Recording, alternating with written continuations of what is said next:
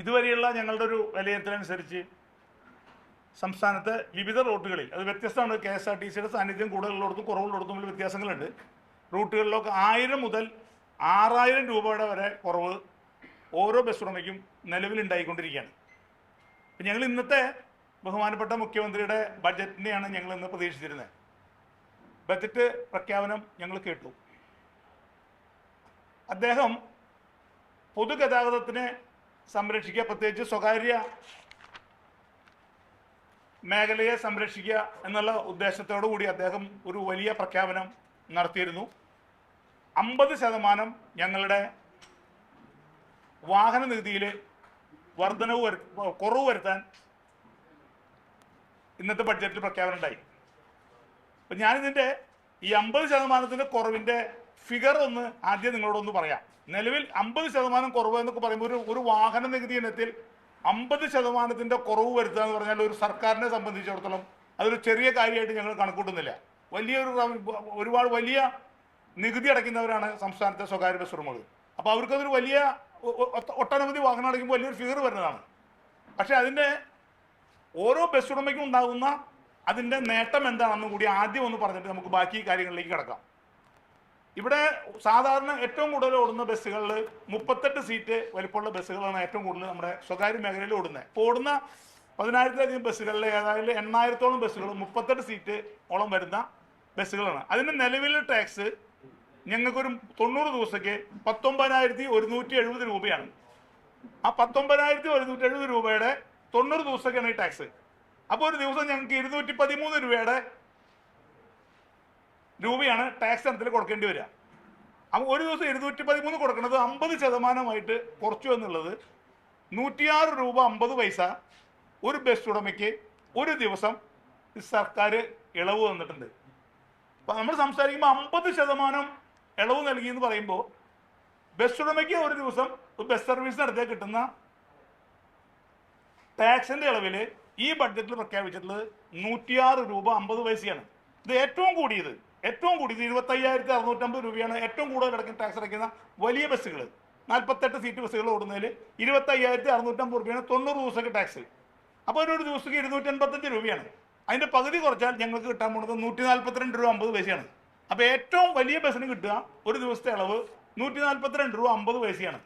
142 രൂപ 50 പൈസ കൊണ്ട് ഇളവ് കൊണ്ട് നമ്മുടെ ഇന്നത്തെ സ്വകാര്യ ബസ് വ്യവസായം നേരിട്ട് മുന്നോട്ട് കൊണ്ടുപോകാൻ കഴിയില്ല എന്നുള്ള കാര്യം ഞങ്ങളെക്കാൾ കൂടുതൽ നിങ്ങൾക്കറിയാവുന്ന കാര്യം. ഇപ്പം ഏറ്റവും അടുത്ത കാലത്ത് പറയുമ്പോൾ ഇപ്പം 4 തവണയായിട്ട് വർദ്ധിപ്പിച്ച ഡീസലിൻ്റെ വില തന്നെ 8 രൂപയോളം വരും. കഴിഞ്ഞ ബസ് ചാർജുമായിട്ട് കമ്പയർ ചെയ്യുമ്പോൾ അതിന് ശേഷം 2 രൂപ സോഷ്യൽ സെക്യൂരിറ്റി സെസ് വന്നപ്പോൾ അത് 2 രൂപ വർദ്ധിച്ചു. അപ്പം ഞങ്ങൾക്ക് നിലവിൽ ഡീസലിൽ മാത്രം 10 രൂപയുടെ വർധനവുണ്ടായി.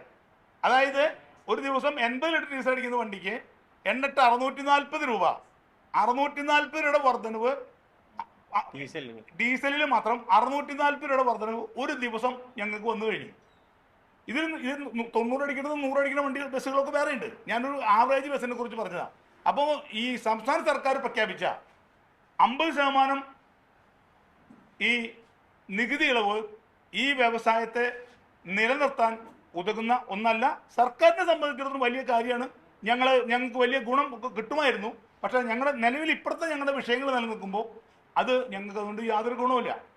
പിന്നെ ഇന്ധന ഗ്യാരണ്ടിയുമായിട്ട് ബന്ധപ്പെട്ട് പറയുമ്പോൾ ഈ ബസ്സുകളിൽ ഞാൻ നേരത്തെ പറഞ്ഞല്ലോ, ഒരു KSRTC ബസ് ഓടുന്ന ഒരു റൂട്ടിൽ ഒരു പ്രൈവറ്റ് ബസ് ഓടുന്ന റൂട്ടിൽ ഒരു KSRTC അരമണിക്കൂർ മുമ്പോ അരമണിക്കൂർ പിന്നിലോ വന്നാൽ പോലും ഞങ്ങൾക്ക് യാത്രക്കാരെ സ്ത്രീ യാത്രക്കാർ ഞങ്ങളുടെ ബസ്സിൽ കയറില്ല. ഈ അരമണിക്കൂർ മുമ്പും അരമണിക്കൂർ ശേഷവും ഈ സ്ത്രീ യാത്രക്കാർ KSRTC ബസ്സിന് കാത്തു നിൽക്കുന്ന ഒരു സ്ഥിതി നമ്മുടെ ബസ് സ്റ്റാൻഡുകളിൽ നിങ്ങൾക്ക് ശ്രദ്ധിച്ചാൽ മനസ്സിലാവും.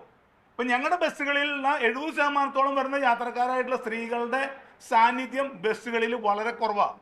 അപ്പം ഞങ്ങളുടെ കളക്ഷനിൽ ദിവസ കളക്ഷനിൽ 40 മുതൽ 50% വരെ കുറവ് ഞങ്ങൾക്ക് ഈ 5 ദിവസങ്ങളിലും ഞങ്ങൾക്കിത് ശ്രദ്ധയിൽപ്പെട്ടിട്ടുള്ള കാര്യമാണ്. അപ്പം 4,000-ഉം 5,000-ഉം കുറവ് വരുന്ന ഒരു സാഹചര്യം ഉണ്ടായാൽ ഞങ്ങൾക്ക് മുന്നോട്ട് കൊണ്ടുപോകാൻ കഴിയില്ല. ഇപ്പോൾ തന്നെ നമ്മുടെ പല ജില്ലകളിലും ഇപ്പോൾ 25-ഉം ഈ 20 ബസ്സുകൾ ഓടുന്ന ഉടമകളൊക്കെ ഇപ്പോൾ തന്നെ വിളിച്ച് പറയുകയാണ് ഞങ്ങൾ നിർത്താൻ പോവാണ്. പലരും ഇപ്പോൾ 4-5 ബസ്സുകളൊക്കെ നിർത്തി. ഞാൻ മനസ്സിലാക്കുന്നത് ഈ 30-ാം തീയതിയോടുകൂടി 30-ാം തീയതി വരെയാണ് ഞങ്ങൾ ടാക്സ് അടച്ചിട്ടുള്ളത്. 30-ാം തീയതിയോടുകൂടി ഈ ബസ്സുകളൊക്കെ ഞങ്ങൾ റോഡുകളിൽ നിന്ന് പിൻവലിക്കാൻ നിർബന്ധിതരാകും.